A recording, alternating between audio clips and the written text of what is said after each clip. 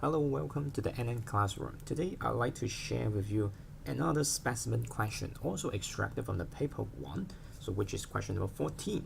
What are they asking? They're asking which pair of the compounds below, so both of them, contain 9 sigma bonds and 2 other pi bonds in each of the molecule. That means both of them must be containing 9 sigmas plus 2 pi, right?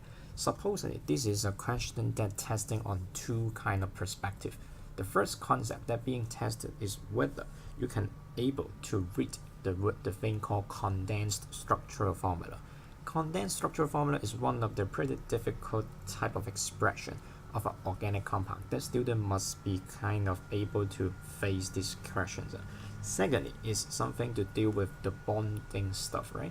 In this way, you need to know that what is the difference between sigma and a pi bond in terms of the meaning behind in describing the bonding geometry, or you can say the overlapping geometry of the orbitals, right? But from this perspective, supposing in terms of pi bond, what you need to know is that if students get to know the idea from the bonding structure, they'll realize that a pi bond can mean 2 pi bonds. In this case, can mean basically two things, right? It can mean 2 double, right? Or it can mean 1 triple. Because inside 1 triple bond, one of them is a sigma and 2 of them goes to pi.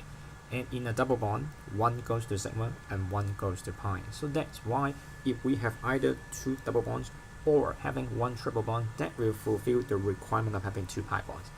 For this question, the technique for this case is that we better look at which of the following compounds have 2 pi bonds. Why? Because if you want to count the sigma bonds, it's alright. But the thing is, 9 sigma, it is really time consuming for you to count on 9 sigma bonds, right? So the technique for this question is that focusing on whether which of the following having 2 pi bonds, right? So if you're kind of having quite a lot of revision before, the way to read this condensed structural formula is to recognize the specific functional group, right? Because only specific functional groups will contain pi bond. Pi bond means containing double bond or triple bond. Just like in this case, we can realize that here having a COOH group, right, in choice A. So COOH group, which is reflecting a functional group called carboxylic acid. In carboxylic acid, we only contains 1 double bond. So in this case, you can see that before and after, there's nothing special, but only 1 carboxylic acid. So that's why in this case, the choice A, the first one, do not have 2 double bonds or 1 triple bond. And this second choice also, there's a OH group. OH group means a hydroxyl group. Hydroxyl group is totally a saturated hydrocarbon. So that means in this case, none of it meets the requirement, right? Similarly, for choice B, you see a COO area as well, and also CO area. CO area here represent a carbonyl group. Carbonyl group representing a CO double bond. So in this case, CO double bond is only having 1 sigma plus 1 pi. So this is not our choice as well. And for this ester group, same way as what we deduced from the carboxylic acid, right? There's only 1 CO double bond, and the remaining things are just saturated. So that's why not our choice as well. In the case C, right? So if you realize it, so here comes a CHCC area, right? What is this group talking about? Which is talking about an alkyne. ALKYNE. Alkyne is a CC triple bond. If you sketch this compound out, you realize that one of the H's at the edge, and then having a triple bond that link to the carbon, which link to the CH2 and link to the CH3. So here comes 2 pi bond. And in the second case, here you see CH, CH, CH2. This pattern reveals that in between here, we see 1 double bond.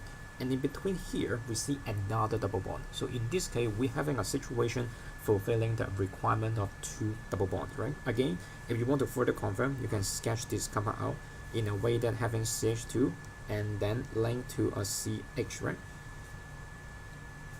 And then further link to a CH, and then finally CH2, right?